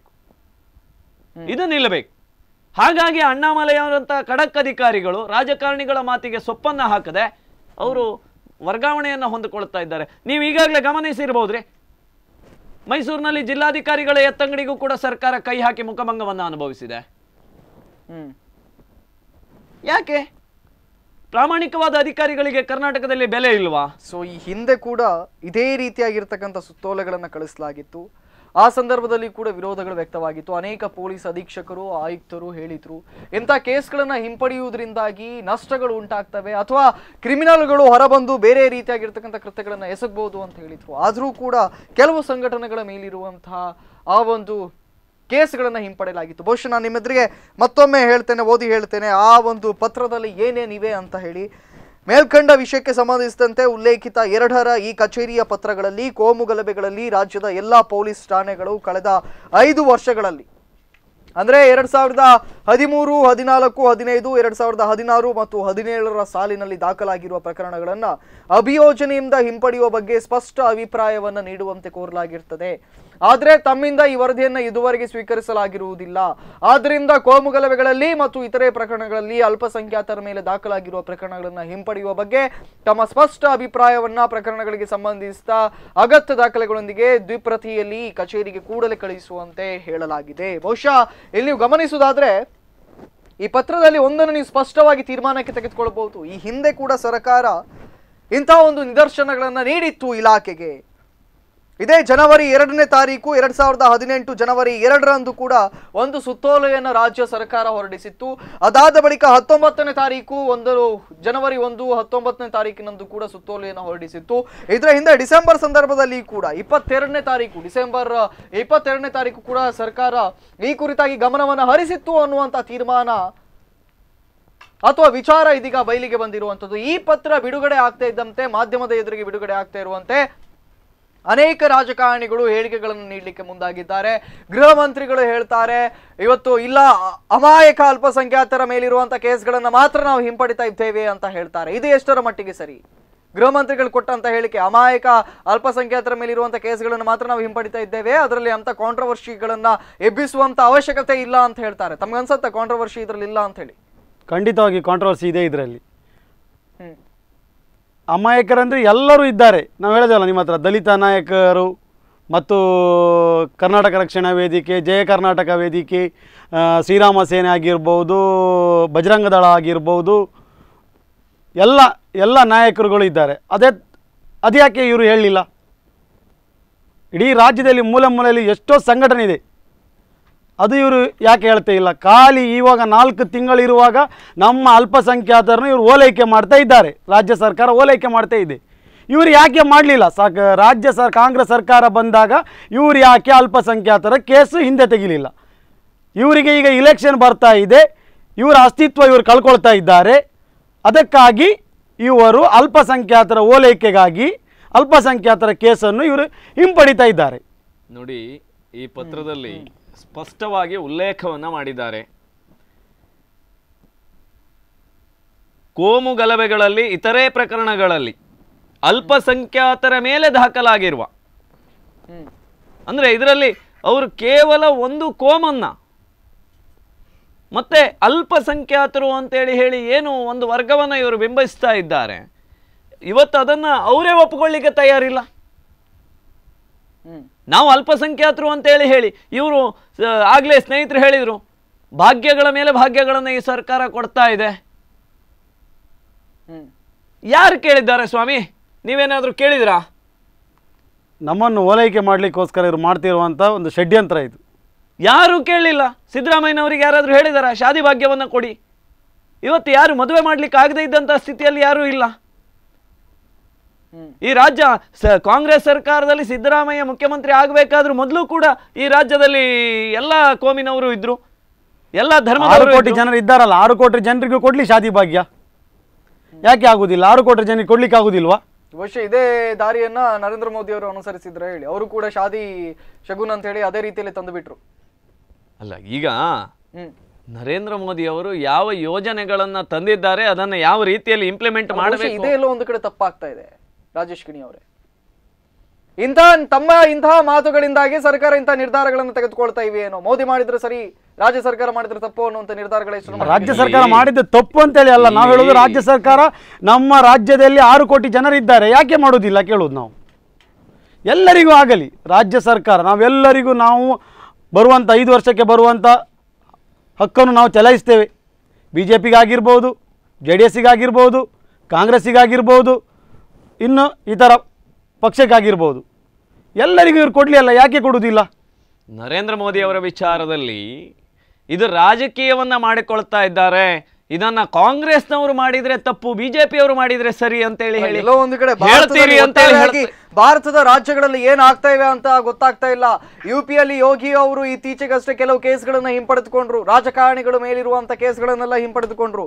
ಇಲ್ಲಿ ಕರ್ನಾಟಕದಲ್ಲಿ ಇದೇ ರೀತಿಯಾಗಿರುವಂತ ಕೇಸ್ಗಳನ್ನ ಹಿಂಪಡೆದುಕೊಳ್ತಾ ಇದ್ದಾರೆ. ಆದ್ರೆ ಇವರು ಇನ್ನೂ ಒಂದು ಹೆಜ್ಜೆ ಮುಂದೆ ಹೋಗಿ ಇತಿಹಾಸವನ್ನು ಸೃಷ್ಟಿಸ್ತಿದ್ದಾರೆ. ಒಂದು ಸಮುದಾಯಕ್ಕೆ ಮಾತ್ರ ಸೀಮಿತವಾಗಿ ಇಟ್ಟಿದ್ದಾರೆ. ಎಲ್ಲೋ ಒಂದು ಕಡೆ ಈ ರಾಜಕೀಯವೇ ದರಿದ್ರವಾಗಿ ಬಿಟ್ಟಿವೆ ಅನ್ನುವಂತಹ ಪ್ರಶ್ನೆ. ನೋಡಿ, ಈ ರಾಜಕೀಯ ಇದಾಗಿ ದರಿದ್ರವಾಗಿಲ್ಲ. ನಮ್ಮ ರಾಜಕಾರಣಿಗಳು ಅವರಿಗೋಸ್ಕರ ಅವ್ರು ಮಾಡ್ತಾ ಇರೋದು. ಈ ರಾಜಕಾರಣದಲ್ಲಿ ಅತ್ಯಂತ ದೊಡ್ಡ ತ್ಯಾಗಗಳನ್ನು ಮಾಡಿದಂಥ ರಾಜಕಾರಣಿಗಳು ಕೂಡ ಇದ್ದಾರೆ. ಆದರ್ಶವಾಗಿ ಇನ್ನೊಬ್ಬರಿಗೆ ಆದರ್ಶದಲ್ಲಿ ಇದ್ದಂಥ ರಾಜಕಾರಣಿಗಳು ಕೂಡ ಇದ್ದಾರೆ. ರಾಜಕಾರಣವನ್ನು ಹೊಲಸು ಮಾಡ್ತಾ ಇರುವಂತಹದ್ದು ರಾಜಕಾರಣಿಗಳೇ ಹೊರತು ಆದರೆ ಅದರಲ್ಲಿ ಎಲ್ಲವರು ಅಂತೇಳಿ ಹೇಳಲಿಕ್ಕೂ ಬರುವುದಿಲ್ಲ. ಕೆಲವಷ್ಟು ಜನ ಆದರ್ಶವನ್ನು ಹಾಕಿಕೊಟ್ಟಂಥವರು ಕೂಡ ಇದ್ದಾರೆ. ಆದರೆ ನೀವು ಹೇಳಿದ ಹಾಗೆ ಕೆಲವು ಕೇಸ್ಗಳನ್ನು ವಾಪಸ್ ಪಡೆದಂಥ ನಿದರ್ಶನಗಳು ಕೂಡ ಈ ರಾಜ್ಯದಲ್ಲಿ, ಈ ದೇಶದಲ್ಲಿ ಬೇಕಾದಷ್ಟಿದೆ. ರಾಜಕಾರಣಿಗಳ ಮೇಲಾಗಿರ್ಬೋದು, ಸಂಘಟನೆಗಳ ಮೇಲಾಗಿರ್ಬೋದು, ಬೇರೆ ಕೋಮಿನವರ ಮೇಲಾಗಿರ್ಬೋದು ಇದೆ. ಆದರೆ ಈ ಸಿದ್ದರಾಮಯ್ಯನವರ ಸರ್ಕಾರ ನೇರವಾಗಿ ಪ್ರತಿಯೊಂದನ್ನು ತನ್ನ ಕಪಿಮುಷ್ಟಿಗೆ ತೆಗೆದುಕೊಂಡು ಅತ್ಯಂತ ಭ್ರಷ್ಟ ಸರ್ಕಾರದ ರೀತಿಯಲ್ಲಿ ಮಾಡ್ತಾ ಇದೆ. ಒಂದು ಸಮಾವೇಶವನ್ನ ಮಾಡ್ತಾರೆ, ಸಮಾವೇಶಕ್ಕೆ ಬಂದಂಥವರಿಗೆ ಊಟವನ್ನು ಹಾಕುವುದಕ್ಕೆ ಎಲ್ಲಿಂದಲೂ ತರಿಸಿಕೊಳ್ಳಬೇಕಾದಂಥ ಪರಿಸ್ಥಿತಿ ಈ ಸರ್ಕಾರಕ್ಕಿದೆ. ಅಲ್ಲ, ಅವರದ್ದೇ ಮುಜರಾಯಿ ಇಲಾಖೆಯಿಂದ ತರಿಸ್ಕೊಂಡ್ರು. ದುರುಪಯೋಗ ಪಡಿಸ್ಕೊಳ್ತಾ ಇದ್ದೀರಲ್ಲ ಸ್ವಾಮಿ. ದುರುಪಯೋಗ ಅಂತ ಹೇಗೆ ಹೇಳ್ತೀರಿ? ಇಲಾಖೆಗಳನ್ನ ನೀವು ಬೇಕಾದಾಗೆ, ಹಾಗಾದ್ರೆ ಅದಕ್ಕೊಬ್ಬ ಮಂತ್ರಿ ಯಾಕೆ? ಸರ್ಕಾರದಿಂದ ಅಷ್ಟು ಹಣ ಖರ್ಚು ಮಾಡುವಾಗ, ಸಾಧನ ಸಮಾವೇಶ ಮಾಡ್ತಾ ಇರುವಾಗ ಮುಜರಾಯಿ ಇಲಾಖೆ ಕೊಲ್ಲೂರು ಮೂಕಾಂಬಿಕೆಯ ಪ್ರಸಾದ ತರುವಂತದ್ದು ಏನಿದೆ? ಅಲ್ಲ, ತಂದದ್ದು ಒಳ್ಳೇದಾಗಿದೆ, ಅದು ಸರ್ಕಾರದಾಗಿರ್ಬೋದು, ಸರ್ಕಾರದಾಗಿರ್ಬೋದು. ಆದರೆ ಇಷ್ಟೊಂದು ಹಣ ಖರ್ಚು ಮಾಡುವಾಗ ಯಾಕೆ ಅಂತ ಅಲ್ಲಿಂದ ಬೇಡ ಆಗಿದೆ. ಅವರು ಆ ಪ್ರಸಾದವನ್ನ ತಂದದ್ದು ಆ ಭಾಗದಲ್ಲಿದ್ದು ನಮಗೆ ಬಹಳಷ್ಟು ಹೆಮ್ಮೆ ಅನಿಸಿದೆ. ಯಾಕೆ ಅಂತ ಹೇಳಿದ್ರೆ ಸಿದ್ದರಾಮಯ್ಯನವರು ಆ ದೇಗುಲಗಳಿಗೆ ಭೇಟಿ ಕೊಡದೇ ಇದ್ರು ಕೂಡ ಅಲ್ಲಿನ ಪ್ರಸಾದವನ್ನ ಸ್ವೀಕರಿಸಿದ್ದಾರೆ ಅಂತ ಹೇಳಿ ಹೇಳ್ತಕ್ಕಂಥದ್ದು ಸಂತೋಷ ತಂದಿದೆ. ಇವತ್ತು ಉಡುಪಿಯ ಕೃಷ್ಣಮಠ ಇರಬಹುದು, ಕೊಲ್ಲೂರಿನ ಮೂಕಾಂಬಿಕಾ ದೇಗುಲಗಳಿರಬಹುದು, ಇದಕ್ಕೆ ಆಗಮಿಸದೇ ಇರತಕ್ಕಂಥ ಒಬ್ಬ ಮುಖ್ಯಮಂತ್ರಿ ಏನು ಜನಪರವಾದಂತ ಏನನ್ನ ಮಾಡ್ತೀರಿ? ಅವರು ಜಾತ್ಯತೀತ ಸರ್ಕಾರ. ಇವತ್ತು ಮುಖ್ಯಮಂತ್ರಿಗಳು ಸ್ಪಷ್ಟವಾಗಿ ಹೇಳ್ಕೊಳ್ತಾ ಇದ್ದಾರೆ, ನಮ್ಮದು ಜಾತ್ಯತೀತ ಸರ್ಕಾರ ಅಂತ ಹೇಳಿ. ಅವರು ಜಾತ್ಯತೀತ ನಿರ್ಧಾರಗಳು ಮಾತ್ರ ಅಲ್ಪಸಂಖ್ಯಾತರಿಗೆ ಮಾಡ್ತಾರೆ. ಅವರು ಜಾತ್ಯತೀತ ಸರ್ಕಾರವಾದ್ರೆ ಇಷ್ಟು ಕೋಮು ಗಲಭೆ ಆಯ್ತು. ಯಾಕೆ ಯಾರ ಮನೆಗೆ ಅವ್ರು ಯಾಕೆ ಬರುವುದಿಲ್ಲ? ಅಲ್ಪಸಂಖ್ಯಾತರ ಮನೆ ಆಗಿರ್ಬೋದು, ಹಿಂದೂಗಳ ಮನೆ ಆಗಿರ್ಬೋದು, ಯಾಕೆ ಅವರು ಬಂದು ವಿಸಿಟ್ ಮಾಡೋದಿಲ್ಲ? ಅವರೊಂದು ರಾಜ್ಯದ ಮುಖ್ಯಮಂತ್ರಿ ಅಲ್ವಾ? ಬೆಂಗಳೂರಿಂದ ಮಂಗಳೂರಿಗೆ ಬರಲಿಕ್ಕೆ 2 ಗಂಟೆ ತಾಸು, ಯಾಕೆ ಅವರು ಬರುವುದಿಲ್ಲ? ಈಗ ಸಾಧನ ಸಮಾವೇಶ ಅಂತ ಹೇಳಿ ರಾಜ್ಯ ಅವರು ಸುತ್ತ ಇದ್ದಾರೆ. ಅವರಿಗೆ ಗ್ಯಾರಂಟಿ ಇಲ್ಲ, ತನ್ನ ಸರ್ಕಾರ ಮತ್ತೆ ಅಧಿಕಾರಕ್ಕೆ ಬರುತ್ತನ್ನುವ ಯಾವುದೇ ನಿದರ್ಶನ ಅವರಿಗೆ ಇಲ್ಲ. ಅದಕ್ಕಾಗಿ ಅವರು ಸಾಧನ ಸಮಾವೇಶ ಅಂತೇಳಿ ಸರ್ಕಾರದ ಹಣ ಪೋಲು ಮಾಡ್ತಾ ಇದ್ದಾರೆ.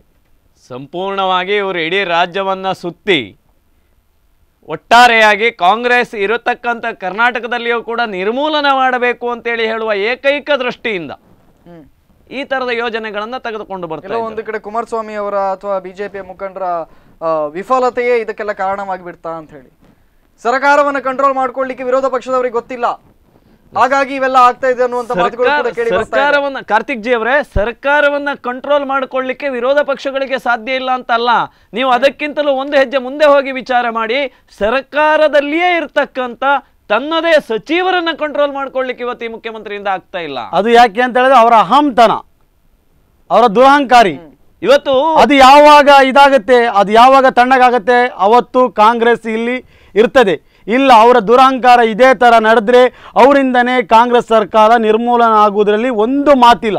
ಎಸ್, ಒಟ್ಟಾರೆಯಾಗಿ ಅಲ್ಪಸಂಖ್ಯಾತರಿಗೆ ಈ ಒಂದು ಓಲೈಸುವಂಥದ್ದು ನಮಗೂ ಕೂಡ ಬೇಕಾಗಿಲ್ಲ ಅಂತ ಹೇಳಿ ಅವರು ತಮ್ಮ ಮಾತುಗಳನ್ನ ಹೇಳ್ತಾ ಇದ್ದಾರೆ. ಒಂದು ಪುಟ್ಟ ವಿರಾಮದ ಬಳಿಕ ಇವತ್ತಿನ ಪ್ರೈಮ್ ಟೈಮ್ ಡಿಬೇಟ್ ಮುಂದುವರಿತೆ.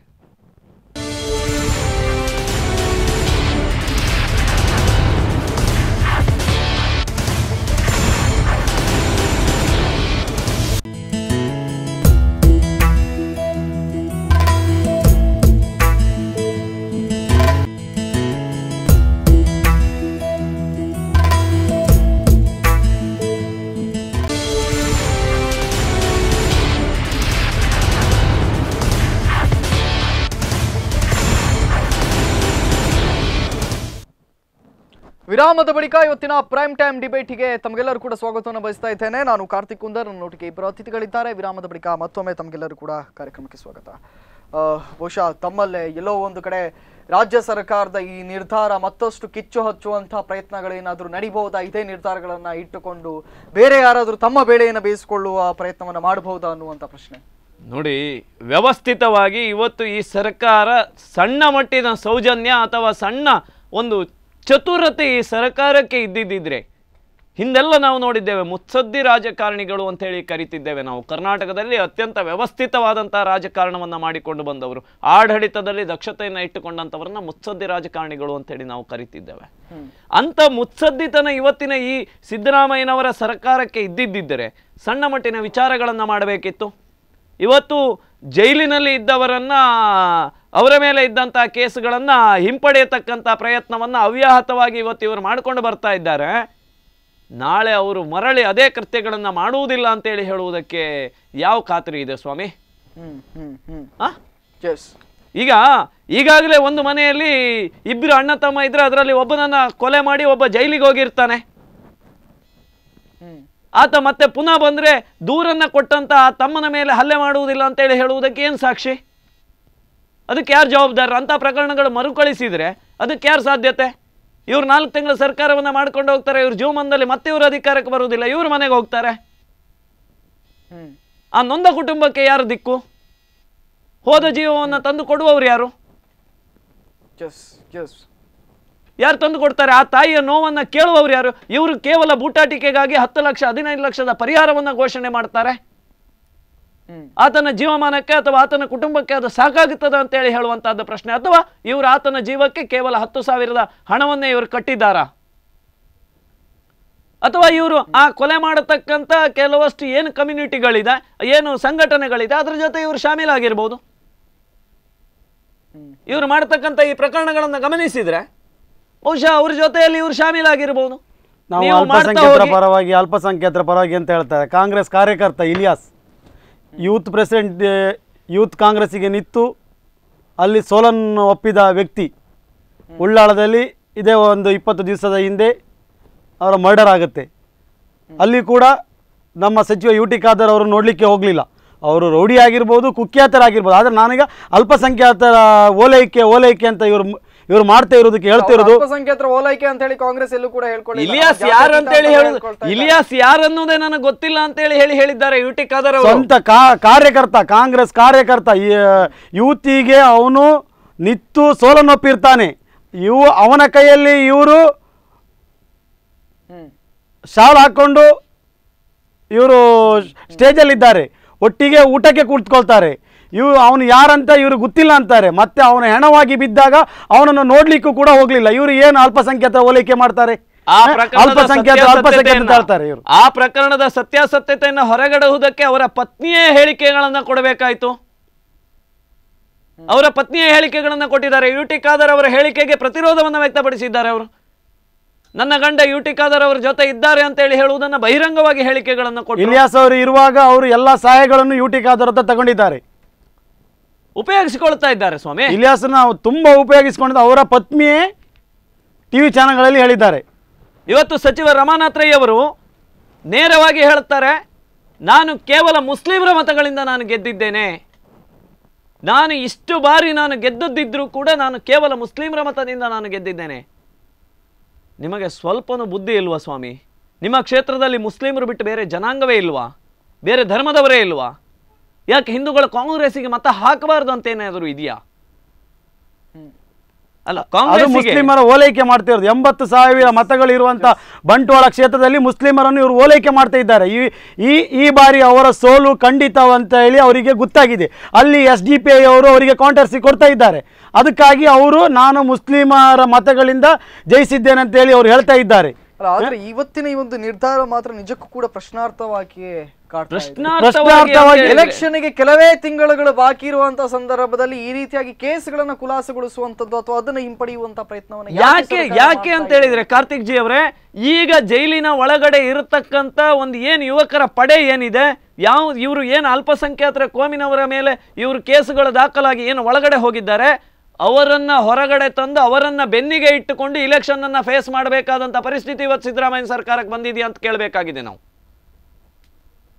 ಆ ಜೈಲಿನ ಒಳಗಡೆ ಏನಿದ್ದಾರೆ, ಕೊಲೆಗಡಕರು ಇರಬಹುದು, ದನಗಳ್ಳತನ ಮಾಡಿದವರು ಇರಬಹುದು, ಕೊಲೆ ದರೋಡೆಗಳನ್ನ ಮಾಡಿದವರು ಇರಬಹುದು, ಅಂಥವರನ್ನ ಬೆನ್ನಿಗೆ ಇಟ್ಟುಕೊಂಡು ಅವರ ಕೃಪಾಪೋಷಿತದ ಮೇಲೆ ಇವರು ಚುನಾವಣೆಗಳನ್ನು ಎದುರಿಸಬೇಕಾಗಿದೆ.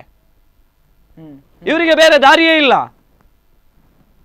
ಇವರು ಬೆದರಿಸಿ, ಇವರು ಬೇರೆ ಬೇರೆ ಆಮಿಷಗಳನ್ನು ಒಡ್ಡಿ ಇವರ ಮತಗಳನ್ನು ಕೇಳಬೇಕಾಗಿದೆ. ಇಲ್ಲದೆ ಇದ್ರೆ ಇವರಿಗೆ ಮತ ಕೇಳಲಿಕ್ಕೆ ಸಾಧ್ಯವಿಲ್ಲ. ಈಗಾಗಲೇ ಸ್ನೇಹಿತರು ಹೇಳ್ದಂಗೆ ಇವರಿಗೆ ಎಲ್ಲ ಕಡೆಗಳಲ್ಲಿ ಇವರಿಗೆ ಗೊತ್ತಿದೆ. ಅತಿ ಹೆಚ್ಚಾಗಿ ಮುಸ್ಲಿಮರೇ ಇರ್ತಕ್ಕಂಥ ಕ್ಷೇತ್ರಗಳಲ್ಲಿಯೂ ಕೂಡ ಕಾಂಗ್ರೆಸ್ನವರಿಗೆ ಅರ್ಥ ಆಗಿದೆ, ನಮ್ಮ ಜೀವಮಾನದಲ್ಲಿ ಇನ್ನು ನಾವಿಲ್ಲಿ ತಲೆ ಎತ್ತಲಿಕ್ಕೆ ಸಾಧ್ಯ ಇಲ್ಲ. ಆ ಜೈಲಿನೊಳಗಿದ್ದವರನ್ನೇ ಇವರು ಬೆನ್ನಿಗೆ ಇಟ್ಕೊಳ್ಬೇಕಲ್ಲ. ಯಾಕಂದ್ರೆ ಇಲೆಕ್ಷನ್ನಿನ ಪೂರ್ವದಲ್ಲಿ ಇವರು ಬೆನ್ನಿಗಿದ್ರು, ಅವರಿಗೆ ಇವರು ಅಭಯ ಕೊಟ್ಟಿದ್ದಾರೆ ಬಹುಶಃ. ವಾಟ್ ಎವರ್ ಈಗ ನಿಜಕ್ಕೂ ನಾನು ತಮ್ಮಲ್ಲಿ ಬರುವುದಾದ್ರೆ, ಹಾಗಾದ್ರೆ ಸರ್ಕಾರದ ನಿರ್ಧಾರದಿಂದ ಮುಸಲ್ಮಾನರಿಗೂ ಕೂಡ ಘಾಸಿ ಉಂಟಾಗಿದೆ ಅಂತ ತಾವು ಹೇಳ್ತಾ ಇದ್ದೀರಾ, ಅಥವಾ ಮುಸಲ್ಮಾನರು ಹಿಂದೂಗಳ ನಡುವೆ ಬಿರುಕನ್ನ ಉಂಟು ಮಾಡುವಂಥದ್ದು ಇಂಥದ್ದೇ ನಿರ್ಧಾರಗಳು ಅಂತ ತಾವು ಹೇಳ್ತಾ ಇದ್ದೀರಾ? ಮುಸಲ್ಮಾನರು ಹಿಂದೂಗಳ ಮಧ್ಯೆ ಬಿರುಕನ್ನು ಉಂಟು ಮಾಡಲಿಕ್ಕೆ ಇಂಥ ಒಂದು ಸಂದೇಶವನ್ನು ಸರ್ಕಾರ ಮಾಡ್ತಾ ಇದೆ. ಈ ಸಮಯದಲ್ಲಿ ಅವರು ಮಾಡುವಂಥದ್ದು ಏನೂ ಇಲ್ಲ. ಈ ಒಂದು ಕೇಸನ್ನು ಅವರು ಹಿಂಪಡೆಯುವುದು, ರಾಜ್ಯದಲ್ಲಿ ತುಂಬ ಕೇಸಿದೆ, ಅದನ್ನು ಅವರು ತೆಗೀಲಿ ಹಿಂದುಗಡೆ. ಖಾಲಿ ಅಲ್ಪಸಂಖ್ಯಾತರನ್ನ ಖಾಲಿ ಓಲೈಕೆ. ನೀವೆಲ್ಲಾದರೂ ಕಾಂಗ್ರೆಸ್ಗೆ ಓಟ್ ಹಾಕಿದರೆ ಬಿ ಜೆ ಪಿ ಗೆಲ್ಲುತ್ತೆ, ನೀವೆಲ್ಲಾದರೂ SDP ಓಟ್ ಹಾಕಿದರೆ BJP ಗೆಲ್ಲುತ್ತೆ. ಇಂಥ ಓಲೈಕೆ ಮಾಡ್ಕೊಂಡು ಬರ್ತಾ ಇದ್ದಾರೆ ಇವರದ್ದು ಇದೇ ಒಂದು ಇದು. ಈ ಬಾರಿ ಅಂತೂ ಕರಾವಳಿಯ ಜನ ಎಚ್ಚೆತ್ತುಕೊಂಡಿದ್ದಾರೆ. ಖಂಡಿತವಾಗಿ ಕಾಂಗ್ರೆಸ್ಸನ್ನು ಈ ಬಾರಿ ಇಲ್ಲಿ ಸೋಲಿಸುವಂತೂ ಖಂಡಿತ. ಈ ಕಾಂಗ್ರೆಸ್ ಸರ್ಕಾರಕ್ಕೆ ಕರ್ನಾಟಕದಲ್ಲಿ ಖಂಡಿತವಾದಂಥ ಅಸ್ತಿತ್ವಗಳಿಲ್ಲ. ಈಗಾಗಲೇ ನಿಮಗೆ ಮಾಹಿತಿಗಳು ಬಂದಿರಬಹುದು, ಅಥವಾ ಮುಂದೆ ಬರ್ತಕ್ಕಂಥ ದಿನಗಳಲ್ಲಿ ನಿಮಗೆ ಮಾಹಿತಿ ಕೂಡ ಸಿಕ್ಬಹುದು. ಇವತ್ತೇನು ಶ್ರವಣಬೆಳಗೊಳದಲ್ಲಿ ನಡೆಯತಕ್ಕಂಥ ಮಹಾಮಸ್ತಕಾಭಿಷೇಕ ಏನಿದೆ, ಅದರ ಬಿಡುಗಡೆಯಾದಂಥ ಹಣವನ್ನು ಅಲ್ಲಿನ ಅವರಿಗೆ ಬೇಕಾದಂಥ ವ್ಯಕ್ತಿಗಳು ಲಪ್ಟಾಯಿಸಲಿಕ್ಕೆ ಸಾಧ್ಯ ಇಲ್ಲ. ಜಿಲ್ಲಾಡಳಿತದ ನೇರ ನಿರ್ದೇಶನದ ಮೇಲೆ ಅಲ್ಲಿ ಕಾಮಗಾರಿಗಳಾಗಬೇಕು ಅಂತೇಳಿ ಹೇಳತಕ್ಕಂಥ ಒಂದೇ ಉದ್ದೇಶದಿಂದ ಅಲ್ಲಿನ ಜಿಲ್ಲಾಧಿಕಾರಿಗಳ ಎತ್ತಂಗಡಿಗೆ ಇವತ್ತಿನ ಈ ಸರ್ಕಾರ, ಸಿದ್ದರಾಮಯ್ಯನವರ ನೇತೃತ್ವದ ಸರ್ಕಾರ ಅದಕ್ಕೆ ಕೈ ಹಾಕುತ್ತದೆ. ಆ ಜಿಲ್ಲಾಧಿಕಾರಿ ಬಂದು 6 ತಿಂಗಳಾಗಿದೆ ಅಷ್ಟೇ. ಅವ್ರನ್ನ ಯಾಕೆ ಇವ್ರು ಎತ್ತಂಗಡಿ ಮಾಡಬೇಕು? ಎ ಮಂಜು ಅವರ ಮಾತು ಕೇಳಲಿಲ್ಲ ಅಂತೇಳಿ ಇವ್ರು ಎತ್ತಂಗಡಿ ಮಾಡ್ತಾರೆ. ಅಲ್ಲಿರುವಂಥ MP HD ದೇವೇಗೌಡರು, ಮಾಜಿ ಪ್ರಧಾನಿಗಳು, ಅವರ ಮಾತಿಗೂ ಬೆಲೆ ಇಲ್ಲ. ಮೈಸೂರಿನಲ್ಲಿ ಜಿಲ್ಲಾಧಿಕಾರಿ ಶಿಖಾ ಅವರ ಮೇಲೆ ಹಲ್ಲೆಯನ್ನು ಮಾಡುವುದಕ್ಕೆ ಪ್ರಯತ್ನ ಪಟ್ಟಂತ ವ್ಯಕ್ತಿಗೆ ಇವರು ರಕ್ಷಣೆಯನ್ನು ಕೊಡ್ತಾರೆ. ಅವರ ಕಲಿಕೆ ಎಷ್ಟು, ಇವರ ವಿದ್ಯಾಭ್ಯಾಸಗಳೆಷ್ಟು? ಅವ್ರು ಇಡೀ ಜಿಲ್ಲಾಡಳಿತ, ನಮ್ಮ ಜಿಲ್ಲೆಯಲ್ಲಿ ಎಲ್ಲಾದ್ರೂ ಒಂದು ಕೋಮುಗಲೆ ಆದ್ರೆ ಇವರು ಅದೆಲ್ಲ ತಣ್ಣಗಾದ ನಂತರ 2ನೇ ದಿವಸಕ್ಕೆ ಇವರು ಆದ್ರೆ ಇವೆಲ್ಲ ವಿಚಾರ ರಾಜಕೀಯವಾಗಿ ಟರ್ನ್ ಆಗ್ತದಲ್ಲ, ಅದ್ಯಾಕೆ ಅನ್ನುವಂತ ಪ್ರಶ್ನೆ. ಜನಗಳು ಕೂಡ ಪ್ರತಿಭಟನೆ ಮಾಡುವಲ್ಲಿ ಅಥವಾ ಜನಗಳು ಗುರುತಿಸುವಲ್ಲಿ ಜನಗಳು ವಿಫಲರಾಗಿದ್ದಾರೋ, ಜನಗಳು ವಿಫಲವಾಗಿ ಇಂತಹ ತೀರ್ಮಾನಗಳನ್ನ ಏಕಪಕ್ಷೀಯವಾಗಿ ತೆಗೆದುಕೊಳ್ತಾ ಸರ್ಕಾರ ವಿಫಲವಾಗಿದೆಯೋ, ಅಥವಾ ಅವರನ್ನ ಎಚ್ಚರಿಸಬೇಕಾಗಿರ್ತಕ್ಕಂಥ ವಿರೋಧ ಪಕ್ಷಗಳು ವಿಫಲವಾಗಿದೆಯೋ? ಯಾರು ವಿಫಲವಾಗಿದ್ದಾರೆ ಇಲ್ಲಿ? ಇವತ್ತು 3 ಪಕ್ಷಗಳು ರ್ಯಾಲಿಗಳಲ್ಲಿ ತೊಡಕೊಂಡಿದೆ. ಸಾಧನಾ ಸಮಾವೇಶ ಇರಬಹುದು, ಪರಿವರ್ತನಾ ರ್ಯಾಲಿಗಳಿರಬಹುದು, ಕುಮಾರ ಪರ್ವ ಇರಬಹುದು, ಪ್ರತಿಯೊಂದರಲ್ಲಿಯೂ ಕೂಡ ಇರುವಂತಹ ಪಕ್ಷಗಳು ಅದರಲ್ಲಿ ಬ್ಯುಸಿಯಾಗಿದೆ. ಯಾರಿಗೂ ಕೂಡ ಇದನ್ನೆಲ್ಲ ಕೇಳತಕ್ಕಂಥ ವ್ಯವಧಾನ ಇವತ್ತು ಯಾರಿಗೂ ಇಲ್ಲ. ಇದನ್ನ ಕೇಳಲಿಕ್ಕೆ ಹೋದ್ರೆ ಮಾಧ್ಯಮದ ಮೇಲೆ ಗೂಬೆ ಕೂರಿಸ್ತಕ್ಕಂಥ ಪ್ರಯತ್ನವನ್ನ ಮಾಡುತ್ತಾರೆ. ಇವರಿಗೆ ಕೊಲೆಗಡಕರನ್ನ ಇಟ್ಟುಕೊಂಡು ಮತಬೇಟೆಯನ್ನ ಮಾಡಬೇಕಾದಂತ ದುಸ್ಥಿತಿ ಇವತ್ತಿನ ಕಾಂಗ್ರೆಸ್ ಸರ್ಕಾರಕ್ಕೆ ಬಂದಿದೆ. ಇದು ನಮ್ಮ ದೌರ್ಭಾಗ್ಯ. ಕೊಟ್ಟಂತ ಕೇಸಿಗೆ ನ್ಯಾಯ ಸಿಗ್ತಾ ಇಲ್ಲ. ನ್ಯಾಯಾಲಯದಲ್ಲಿ ಅದೆಷ್ಟೋ ಕಡತಗಳು ಬಿದ್ದುಕೊಂಡಿದೆ. ನ್ಯಾಯಾಂಗದ ವ್ಯವಸ್ಥೆಯನ್ನು ಸುಧಾರಣೆ ಮಾಡುವಂತಹದ್ದು, ನ್ಯಾಯಾಧೀಶರ ವಿಚಾರಗಳಲ್ಲಿ, ಅವರ ನೇಮಕ ಮಾಡತಕ್ಕಂಥ ವಿಚಾರಗಳಲ್ಲಿ ಯಾವ ರೀತಿಯ ಪ್ರಯತ್ನವನ್ನು ಮಾಡಬೇಕು ಅಂತೇಳಿ ಹೇಳತಕ್ಕಂಥದ್ದು, ಅದು ಯಾವುದರ ಬಗ್ಗೆ ಇವತ್ತಿನ ಸರ್ಕಾರ ಚರ್ಚೆಗಳನ್ನು ಮಾಡ್ತಾ ಇಲ್ಲ. ಇವರು ಕೇವಲ ಯಾರ ಮೇಲೆ ದಾಖಲಾಗಿರ್ತಕ್ಕಂಥ ದೂರ ಏನಿದೆ ಅದನ್ನು ವಾಪಸ್ ಪಡೆಯುವುದು ಹೇಗೆ, ಅವರನ್ನ ಬೇಲ್ ಮೇಲೆ ಹೊರಗಡೆ ತಗೊಂಡು ಬಂದು ಅವರನ್ನ ಜೊತೆಗಿಟ್ಟುಕೊಂಡು ಓಡಾಡುವುದು ಹೇಗೆ, ಇದೇ ತರದ ಎಲ್ಲೋ ಒಂದು ಕಡೆ ಇವತ್ತು ಬಯಲಾಗಿರ್ತಕ್ಕಂತಹ ಪತ್ರದ ಮುಖೇನವಾಗಿ ಇಂತಹ ಅನೇಕ ಚರ್ಚೆಗಳು ಇದೀಗ ಹುಟ್ಟುಕೊಂಡಿರ್ತಕ್ಕಂಥದ್ದು, ಇಂತಹ ಅನೇಕ ಪ್ರಶ್ನೆಗಳು ಬರ್ತಾ ಇದೆ. ನಾನು ತಮ್ಮಲ್ಲಿ ಕಡೆಯದಾಗಿ ಇವತ್ತಿನ ಕಾರ್ಯಕ್ರಮದಲ್ಲಿ ಅವರು ಮುಸಲ್ಮಾನರಾಗಿದ್ದುಕೊಂಡು ಈ ಒಂದು ತೀರ್ಮಾನದ ಕುರಿತಾಗಿ ಅಲ್ಪಸಂಖ್ಯಾತರನ್ನ ಮೇಲಿರುವಂತಹ ಕೇಸ್ಗಳನ್ನೇನು ಸರ್ಕಾರ ಹಿಂತೆಗೆದುಕೊಳ್ಳುವಂತ ತೀರ್ಮಾನವನ್ನು ಮಾಡ್ತಾ ಇದೆ, ಈ ಕುರಿತಾಗಿ ತಾವೇನು ಹೇಳಲಿಕ್ಕೆ ಇಷ್ಟಪಡ್ತೀರಿ? ಕೊನೆಯದಾಗಿ ಹೇಳುವುದೇನೆಂದರೆ, ರಾಜ್ಯ ಸರ್ಕಾರ ಎಲ್ಲ ಸಮುದಾಯದ ಕೇಸನ್ನು ಹಿಂದೆ ಪಡೀಲಿ ಅಂತ ನನ್ನ ಒಂದು ಅನಿಸಿಕೆಯನ್ನು ನಾನು ಹೇಳ್ತಾ ಇದ್ದೇನೆ. ಮತ್ತು ಈ ಜಿಲ್ಲೆಗೆ ನಾವು ಹೇಳಿರ್ತಕ್ಕಂಥ ಎಲ್ಲ ಕೇಸ್ಗಳನ್ನ ಅಲ್ಲ ಎಲ್ಲ ಕೇಸ್ ಅಲ್ಲ ಅಲ್ಲಲ್ಲ ಎಲ್ಲ ಕೇಸ್ ಅಂತೇಳಿ ಅಲ್ಲ ಎಲ್ಲ ಕೇಸ್ ಅಂತೇಳಿ ಅಲ್ಲ ಅಲ್ಲಿರುವಂಥ ಡಿ ಸಿ ಯು ಇಲ್ಲಿರುವಂಥ ಎಸ್ ಪಿ ಯು ಅಲ್ಲಿರುವಂಥ ಐ ಜಿನ ಕರೆದು ಅಲ್ಲಿ ಯಾರು ಅಮಾಯಕರಿದ್ದಾರೆ ಅಮಾಯಕ ಕೇಸ್ ಏನೋ ಆಗಿರ್ಬೋದು ಯಾವುದೋ ಸ್ಟ್ರೈಕಿಗೆ ಹೋದಾಗ ಏನೋ ಒಂದು ಗೊತ್ತಿಲ್ಲದೆ ಏನೋ ಒಂದು ಆಗಿರುವಂಥದ್ದು ಅಮಾಯಕ ಕೇಸ್ ಇದ್ದರೆ ಅದನ್ನು ಅವರು ಹಿಂಪಡೀಲಿ. ಅಲ್ಲಿ ಘೋರವಾದ ಕೇಸ್ ಆಗಿದ್ದರೆ ಕಳ್ಳತನದೋ ಗೋಹತ್ಯೆ ಮಾಡಿದಂಥ ಯಾವುದೇ ಅಂಥ ಕೇಸ್ ಇದ್ದರೆ ಅಂಥ ಕೇಸನ್ನು ಅವರು ಹೊರಗಡೆ ತರುವುದು ತಪ್ಪು. ನ್ಯಾಯಾಂಗದಲ್ಲಿ ತನಿಖೆಯೇ ಆಗದೆ ನೀವು ಅವರನ್ನ ಅಮಾಯಕರು ಅಂತ ಹೇಗೆ ಘೋಷಿಸ್ತೀರಿ ಸ್ವಾಮಿ? ತಮ್ಮ ಉತ್ತರ ಕಡೆದಾಗಿ ತಾವೇನು ಹೇಳಿಕ್ಕೆ ಇಷ್ಟಪಡ್ತೀವಿ? ನೋಡಿ, ಇದು ಅತ್ಯಂತ ವ್ಯವಸ್ಥಿತವಾಗಿ ಷಡ್ಯಂತ್ರದ ಮೂಲಕವೇ ರಾಜಕಾರಣವನ್ನ ಮಾಡತಕ್ಕಂಥ ಸರ್ಕಾರ. ಸಿದ್ದರಾಮಯ್ಯನವರಿಗೆ ಮಂದಟ್ಟಾಗಿ ಹೋಗಿದೆ. ಮುಂದಿನ ದಿನಗಳಲ್ಲಿ ಕಾಂಗ್ರೆಸ್ ಕರ್ನಾಟಕದಲ್ಲಿ ಬರುವುದಿಲ್ಲ ಅಂತೇಳಿ ಹೇಳುವಂಥದ್ದು ಸ್ಪಷ್ಟ ಆಗಿದೆ.